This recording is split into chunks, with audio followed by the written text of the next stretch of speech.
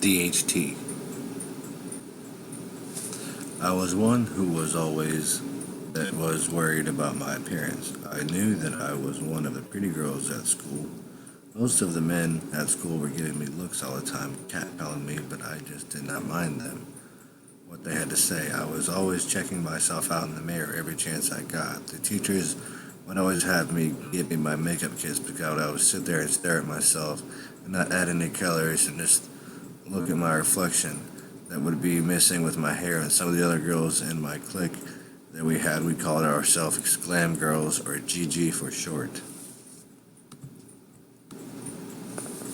We even made little patches and put on our backpacks. We thought they were retro looking and a little edgy. The teacher did not like the way the patches looked, but they got over it. It was a little witchcrafty, but it was not. But that's what the teachers wanted to think. But us girls really knew what it was about. We were ready in a little school at the end of the day, and so we had to all hang out at our clubhouse that we had. We went to see, it was an abandoned house.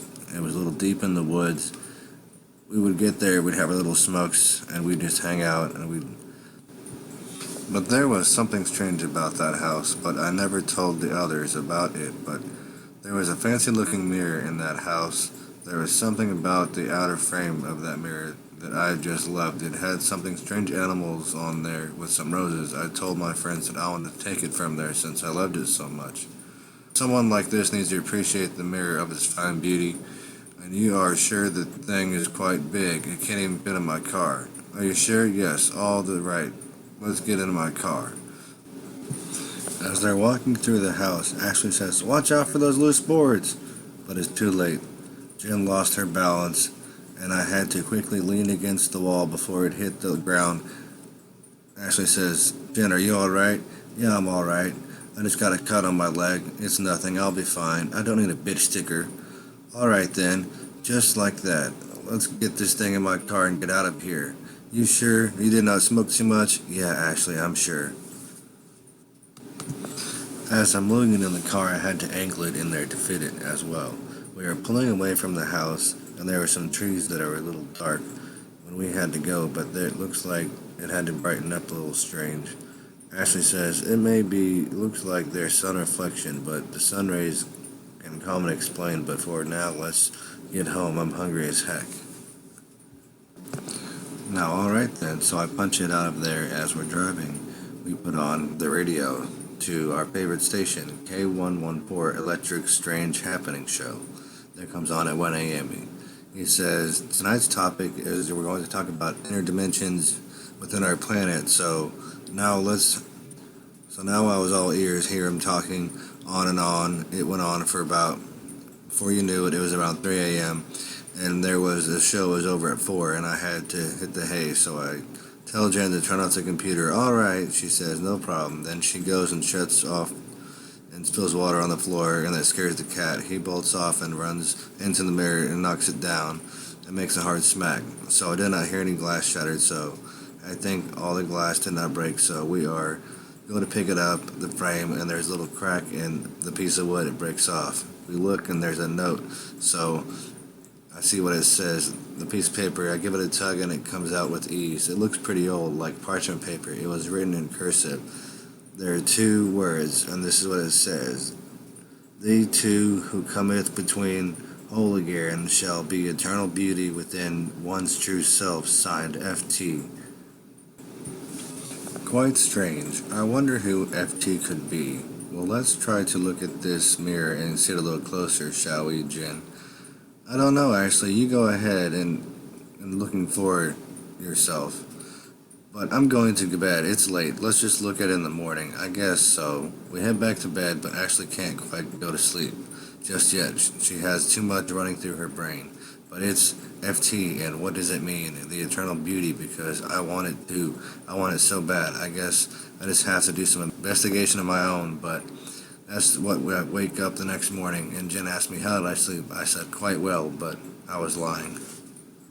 I really did not get much sleep. I could not sleep a wink. I was too caught up in the mirror, so I go ahead and get ready for the next day as I'm getting ready to go to the library and see if I can find anything about the house that we went to, who owned it, and whatnot. So I go to the computers and I sit there for a minute at the screen, just thinking about what I should type in the search bar. So I sit there and it hits me, the street name, Coffin Creek Grave. So I go ahead and put it in a little search and it comes up about the house built in 1870. Had one owner named Count Boltrex. Says here had a fire in 1890, but were able to rebuild, so they did, and it said they had to use the ashes of the fire to rebuild a wooden frame around mirrors to remind him about the past fire and how it could have cost him and his wife his lives. That's why they had two mirrors made, one for him and one for his wife. So now Ashley starts to piece it all together, and now she tries to call her friend Jen, and she's been with her, but she has not been picking up her phone, so she's a little worried, so she decides to run over to her house and see if she's alright. She gets over there and knocks on the door 3 or 4 times, but no one comes to the door. She presses the doorbell too, but nothing, so now she runs around to the back of the house and it's locked, so she thinks, I gotta get in there somehow. So she sees lattice, so she decides to climb that up to the second floor, hoping that the window is open, and it just so happens that it is. She pulls herself up and over the window. She sits there for a second and catches her breath. Okay, now she opens the door and starts yelling, Jen, where are you? Jen, walking throughout the house. Well, I've gone throughout this whole house and she's not here. I got a strange feeling now, so I go back out the window and get in my car and head out to our smoke spot. It's about 8 p.m. at night and my head beams are on high. I head toward the dark forest, hoping to find my friend Jen is there. I'm hoping I'm only about 15 minutes away. I turn on the radio and it just so happens that it's the early show for that crazy radio guy. I turn it up, the radio, in hopes to get there a little faster. I arrive and see a light inside the house. I felt relieved because I knew it had to be her. I pull up and open the door. I walk around and go back to the bathroom and find her standing in front of the mirror. I say, Jen, what the heck are you doing? How did you get here? But it does not face her, so I shake her shoulders and say, hey Jen, what's wrong with you? I look at her face and it's mostly pale white, like she had seen some sort of ghost, but she looks drained, a little bit of sorts. But are you alright? She responds with a monotone voice, I'm fine, let's get out of here. Are you okay? Now she's more angry tone with me. I'm fine, let's get out of here. She insisted, let's get in my car. She gets in the car and slams the door very loudly. I say, hey, there's no need for all that now. Come on, Jen. She looks at me and gives me this dead-eye look.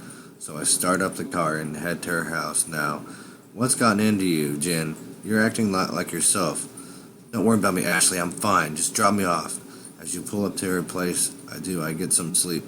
I think I will do wonders. Jen laughs. You don't know the half about wonders and beauty. Oh, I know quite well there, Jen. Don't get an attitude with me. She starts down the road and gets home. I tell her good night, but there's something really wrong with her. I head back home in my house and get ready for bed and brush my hair and start using the mirror I had gotten. As I'm brushing my hair, I see my blonde hair and it's lovingly feeling waves in my hair. I begin to notice white at the tips of my hair and think I've got a cotton ball or something stuck in my brush, so I go ahead and use it and take it a bit, but it was not in my hair, all of a sudden turning white, snow white. But for some reason I have the urge to keep brushing. After each brush stroke, my golden locks turn to white and I begin to cry. What have I done to deserve these white locks? I'm still a young woman, but then I begin to see some small cracks in my skin. When I touch it, it begins to flake off. Some skin comes off revealing just a little meat, but I was expecting there to be blood, but there was not any at all. It was just dry and flaky, so I decided to go to sleep and maybe it'll get better in the morning. But no, it had gotten worse. You see, all my bones on my arms had begun to turn saggy and brittle, so I sit there and wither away. I look out the window and I see Jen with golden blonde hair looking younger than ever, so I guess there was something else with these two mirrors after all. I guess I paid the ultimate price. Be sure to comment, like, and subscribe.